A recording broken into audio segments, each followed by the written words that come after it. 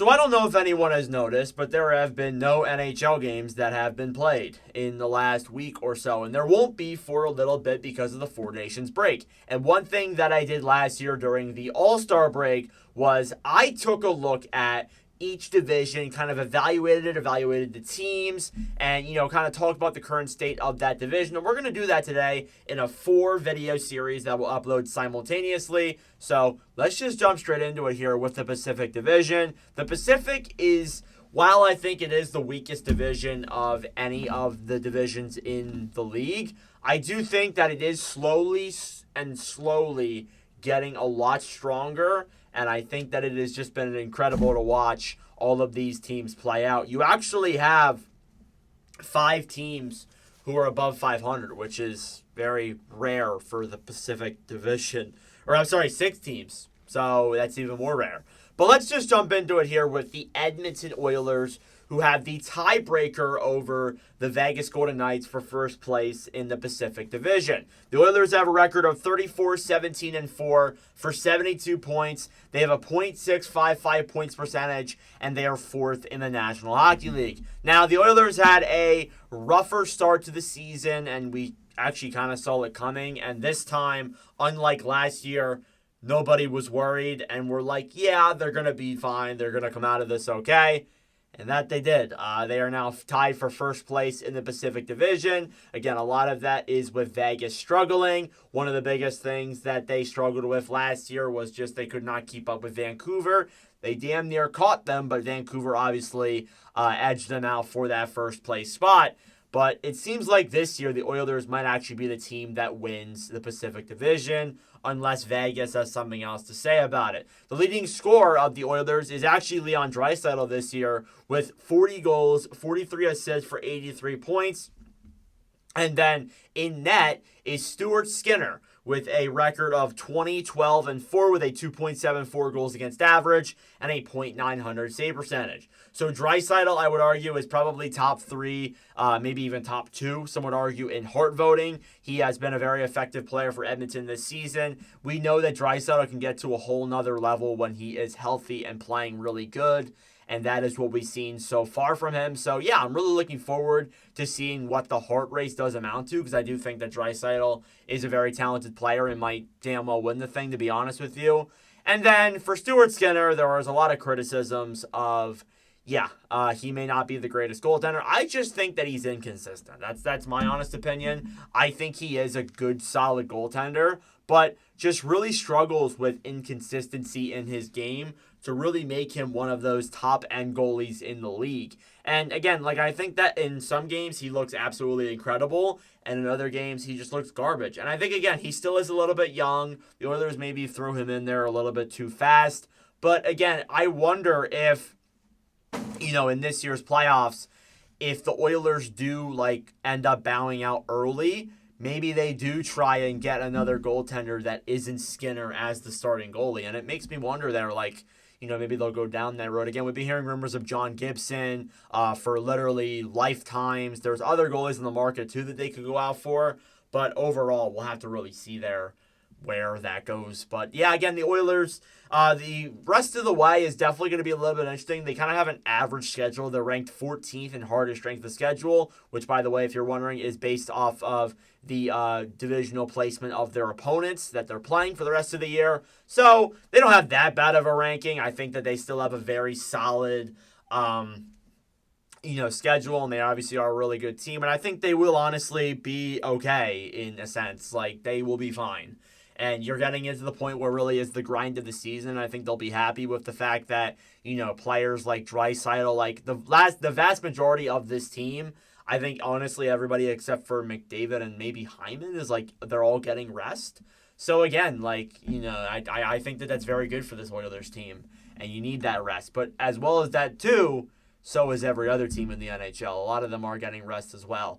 And one of them is the Vegas Golden Knights, who are ranked 2nd in the Pacific Division. They are tied with the Oilers. They have been struggling a little bit in this point this season. They have a record of 33-17-6 for 72 points, a .643 points percentage, and they are just behind the Oilers at 5th in the NHL. Again, the Knights, A little bit like they started off really well. There were some people who were like, no, I don't think they're going to make the playoffs. I think I was actually one of them. That's just because maybe it's just because of Vegas Golden Knights hate. And maybe we thought that, yeah, no, not entirely sure if I'm really bought into this team. I didn't like their depth. I didn't think losing Marchessault was a great move. And yeah, I mean, I was kind of proved wrong. They have done very good this season. Again, those guys they brought in, Holtz and Olofsson, they've been okay. They haven't been like star-studded. They haven't been like huge. And again, it just kind of shows that it hasn't worked out with any team that they've been to. But yeah, I mean, I still think they've been terrific. Just this last like I would say 2 weeks or so, or maybe not even that. Like the last like month before the Four Nations break was really just a real struggle for this team. And I think that people don't really look at that enough, honestly. They really did struggle in January and then and then the first half of February. So it is good to, really get some rest there for the second half of the year. And I think Vegas is one of those teams that really needs it. Their leading goal scorer is Jack Eichel, who has 19 goals, 50 assists, 69 points. And then Aiden Hill is their starting goalie, or at least the goalie with the most games played, with a 20, 10, and 4 with a 2.64 and a .900 save percentage. Eichel having a terrific season. I think he might, to be dead honest with you, hit 100 points. He's never hit that in his NHL career. I think we're going to see that this season. Again, he's still got like 30 games left and he needs about 30 points. I could see him going point per game for the rest of the season. I could see that happening. So, yeah, I think it's very possible there to see that unless if he does get injured, which is unfortunately a possibility with somebody like Eichel, but I still think that he's still a talented player and is going to the Four Nations break out as well, obviously. And then Hill also is too for Canada. Likely is going to be the backup is what we're hearing. Yeah, there's some people who don't really like Hill, but I think Hill has been great for Vegas. Again, Vegas has a really solid blue line on the back end still. And I think that, again, maybe his numbers are really kind of, brought down a little bit because he's not facing a lot of shots, comparatively speaking, to other teams in the league. So I think that Hill is still a really good goaltender. I'm not saying he's like a top 10 goalie or anything like that, but he is still I would put him in the good tier of like a good goalie, or maybe even very good, to be honest with you, because he did win that cup. So I don't know, like however you think. The Golden Knights, though, they have a very easy schedule. They are ranked third to last in hardest schedule, so they have the third easiest schedule if you look at it from that other way. So yeah, they have a really easy going of things the rest of the way through. I think that's great if you're Vegas with your struggles, but again, I just hope that with this rest from the Four Nations break, the Knights will be able to kind of recover from what was a rough patch there of games heading up into the break and come back and be as good as we know they can be at the beginning of the season. Next up then, the Los Angeles Kings, who are 29, 17, and 7 for 65 points with a .613 points percentage, and they are 13th in the NHL. Now you get to the point where it's kind of like a mosh pit. I'm not going to lie to you. You have, like, I would say 3 teams here separated by at most 5 points. So it is a very small gap there between all of those teams trying to battle for that third spot and honestly the wild card spots as well. So it's going to be interesting to see how this ends up. But the Kings, they had a really good start, and I think they've continued that. Just again, like, they have had some slow points in their season, and again, that will happen with a team like LA. They are still relatively young in some aspects. They are playing the way we know they can be, and I think I've really liked the fact that they did a lot of what they did without Drew Doughty, I think is impressive at that. And he's now come back, and the team seems to have rallied around him a little bit, even though they did lose like the first 2 games with him. And now heading into the Four Nations break, Doughty's going to go over there and play for Canada. I just hope that with that injury that he's recovering from, I hope he doesn't hurt it. Like, I hope that doesn't happen. That's the one worry that I do have if I'm a King. I'm going to be honest, I don't think I really want anybody to go to this Four Nations break. Like, again, I've said it many times before, but if you're Washington, you're very happy because they have nobody going. But, yeah, you just got to hope that doesn't happen, obviously, and, you don't obviously even want to bring that up. But Adrian Kempe is their leading goal scorer this season, who has 25 goals, 21 assists for 46 points. And then Darcy Kemper is their number one goaltender, I'd say. 16-6-6 record, a 2.19 goals against, and a .919 save percentage. So he's been good, honestly. And Kempe, we know how he can be. He's a good goal scorer. Seems like he's taken more of an approach to being a better two-way type of player this season, it seems like. I don't know if I'm really, barking up any trees with that. But I do think that he has taken another really good step for this LA team. And then again, Kemper, when he was with LA, he was lights out. Again, I know it was for half a season, but he was still very good with the Kings when he was there. And, coming from a Washington environment that wasn't that great for him to a team that is, better known for their defensive play. They play that 1-3-1 style of hockey. Again, I know they have diverted from that in recent date. But again, I still think you play for a team like that. They have been nothing short of awesome. And Kemper has shown that he can be, a solid number one goaltender with the right defense in front of him, to be honest with you. So I like Kemper there from that perspective with LA.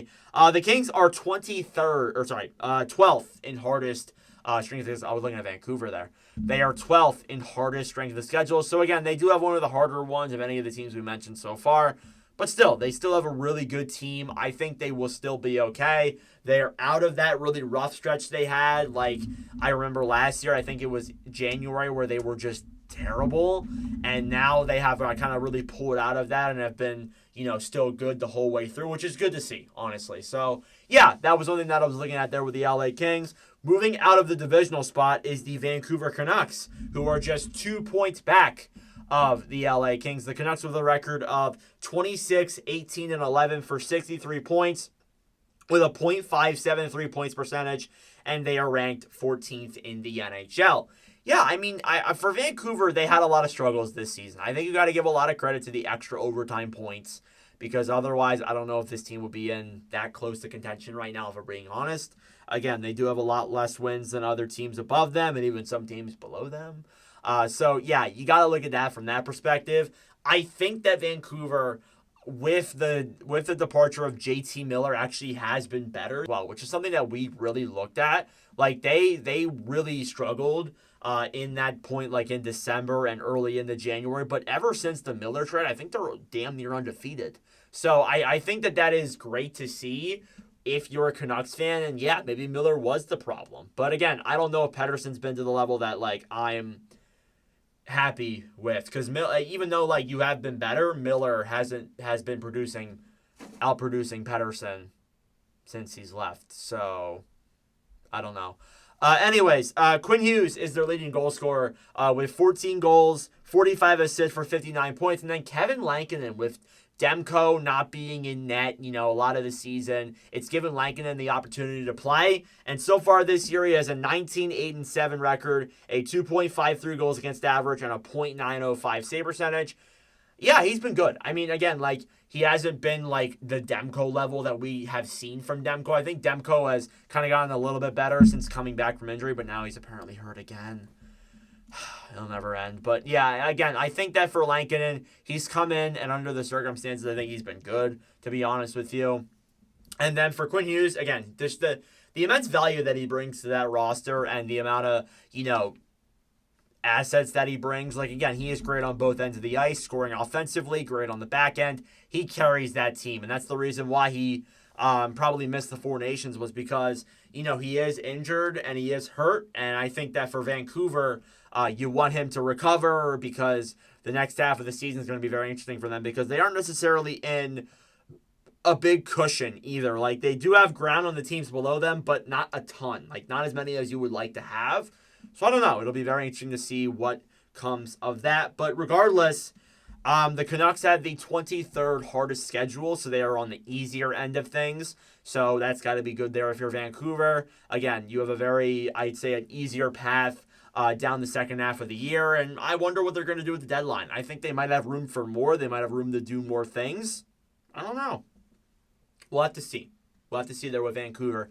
And that's where the playoff line is. As of right now, that is the playoff line in the Pacific Division. Now you get to the teams who are below the playoff line, starting off with the Calgary Flames. The Flames with a record of 26, 21, and 8 for 60 points, a .545 points percentage, and they are 17th in the NHL. They are not that far behind Vancouver. They are right there with 3 points. They actually were trending down a little bit at the Four Nations break. So I don't know. The break could not have come at a better time for Calgary. They were trending down a little bit. So again, they were one of the teams that probably benefits from that as well. And I do wonder, what their approach might be at the trade deadline. They have said that they don't want to go out and, move on from Rasmus Andersson and move on from these other players. And I'm like, yeah, I guess. But I don't think you should be necessarily buying at the trade deadline either. I know you went out and got Joel Farabee. You didn't give up a ton in return, though. I think you should just leave it at that because I think those guys can turn into really effective forwards for that team if under the right circumstances. As a Flyers fan talking right here. But yeah, I would say as of right now, they have really exceeded expectations. I think I've said that numerous times this season. They have been phenomenal. And I think, again, it's just something that you got to improve on. You got to build on moving forward. And I hope that with a guy like Dustin Wolf leading this team, maybe there is a bright future ahead. And I think there really is. Now, leading scorer is actually Jonathan Huberdeau, who is sort of playing up to the contract that he received a couple of years ago. 21 goals, 20 assists for 41 points with the Flames this year. And then Dustin Wolf, as I said, is their starting goaltender with a record of 19, 11, and 3, a 2.63 goals against average, and a .912 save percentage. Yeah, I mean, Huberdeau leading the team in scoring. He's not leading the team in scoring by a massive chunk. There are a couple of guys behind him who are playing as good. But yeah, I mean, again, you want to see Huberdeau produce as much as he can. The last 2 years with the Flames have been a really bad year and just a really rough year for him. I can tell mentally it's been rough for him too. And I honestly just really feel bad for the guy. I felt so bad for him down that stretch. He deserved a lot better. He didn't deserve to, again, it was the way that things went. Huberdeau was going to get that money no matter where he went. And, obviously, he didn't want to leave Florida, but Florida obviously saw different plans. They go out, they get Tkachuk, and everything transpires the way they did. But, again, Huberdeau, I think, is definitely still a solid player. Just he's overpaid. That's really all that I can say. He's still a good player, just is overpaid. Dustin Wolf, again, I think if Calgary makes the playoffs, Dustin Wolf should win the Calder. And even if they're a point back, I think maybe you still give it to him. I mean, I don't know. You have three really good rookies on the skater end of things: Hudson, Celebrini, and Michkov that could contend for it. But I also think too, Wolf has been incredible. Wolf should be a finalist. Wolf should win the thing, in my opinion. He is my number one pick for it, at least as of right now. And I'm looking forward to seeing what he's going to be able to do moving forward. We knew the hype was there. He's won at every level. He did so good in the AHL. I think won Rookie of the Year down there. He did great in the WHL. He has been somebody who has been developing the last couple of years and is now he's here. He's here, folks, and he has been absolutely awesome for Calgary. The Flames, they do have a harder look of things. When you look in terms of other teams and strength of the schedules, they have the 8th hardest schedule of any team in the NHL, so things are not going to get easier for this team. And yeah, they do need to really start picking things up because maybe you are going to fall too far back behind. They do have ground on other teams that are below them, which I don't think that really matters. But again, you don't want to fall too far behind. And Calgary might be starting to do that. So we'll see there what happens. But hopefully the Flames will be able to turn this around and maybe get into a wildcard spot. We shall see. Next up then, moving into the other teams that are below them, is the Anaheim Ducks, who have actually, I think, have been better, but there are still need to be changes. There still needs to be changes with this overall team. Right now, the Ducks have the record of 24, 24, and 6 with 54 points, a .500 points percentage, and then they are 27th in the NHL. So first off, the fact that you have a 500 record and you're still bottom 6 in the NHL, I think is remarkable. Again, that just shows how competitive this NHL league really is. And I think it just goes to show this is a very competitive league. And the Ducks, I think that this year they've had really good moments. They've been inconsistent for me. Again, the beginning of the year, Lucas Dostal carried them. They looked actually pretty decent, and then they fell off a little bit. Now they seem like they're coming back. I think they've won 3 or 4 in a row heading into the Four Nations breaks. That's really great to see there from that Ducks roster. You want to see improvement, and you're seeing that. The problem that I see, though, and the problem that everybody's been bringing up is Greg Cronin. Greg Cronin is the biggest problem with this Anaheim Ducks team, with no doubt in my mind. He is the biggest issue. He is without a doubt the problem in Anaheim. Again, there may be other issues, but I believe that Cronin has been just a liability with the Anaheim Ducks and has, made the players hate playing hockey, has made the players hate him in a sense. And I wonder when the firing's going to happen. I think that it will happen at the end of the season unless Anaheim somehow sneaks into the playoffs. But Pat Verbeek is known for doing surprises, so maybe we see something here over the break. Who the hell knows? Honestly, who the hell knows, to be honest with you. Their leading goal scorer is Troy Terry, as it's always been. 16 goals, 23 assists, 39 points.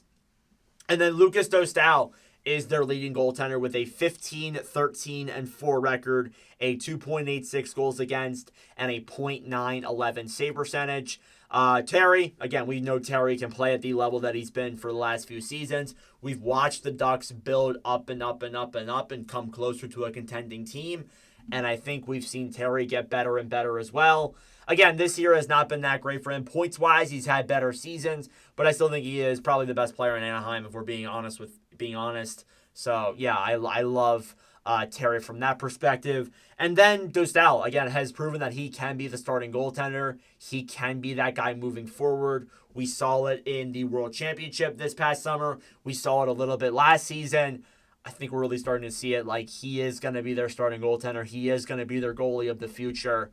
I'm very careful with me saying that moving forward. So I'm really looking forward to seeing what the Ducks are going to be able to do. They do have a sort of a hard schedule. They're 13th in hardest strength of the schedule. So maybe we see something like, I don't know. I don't think they make it. It's just they're too far out. They are literally 9 points out of a playoff spot. They would have to win out, and Vancouver would have to lose out essentially up until the trade deadline for them to even come close. So yeah, I just don't see it happening in my opinion. But I really like the direction they're moving, and I really like how they're moving forward. And I think that overall, you got to look at the positives for Anaheim for sure. Now, there are a couple negatives with the teams that we have in the bottom two. I would say more with Seattle, though, than San Jose. But Seattle is 7th in the Pacific Division with a record of 24-29-4 for 52 points, a .456 points percentage, and they are ranked 28th in the NHL, just behind the Anaheim Ducks. So again, I talked about Anaheim in a high praise. Seattle is not that far behind them, but I think they're moving in a worse direction than Seattle is.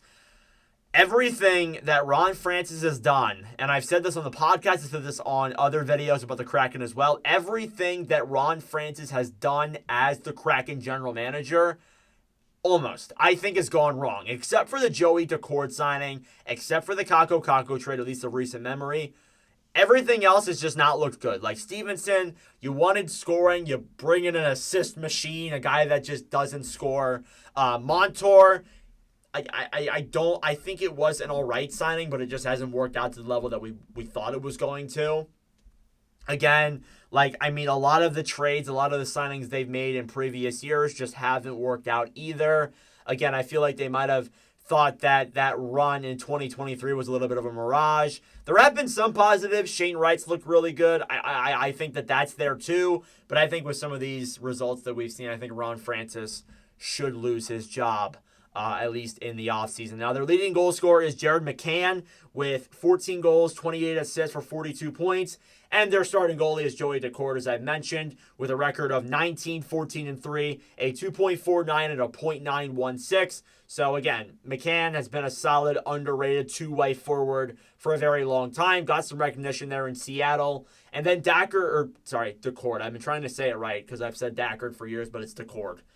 I love how Daccord has been and has proven, even with that second half of the year that was really good last year, I was still a little bit hesitant about the contract he signed, and I was I don't know about that one, Chief. But I think that so far, at least this season, on a really bad Kraken team, the fact that you have a .916 is incredible.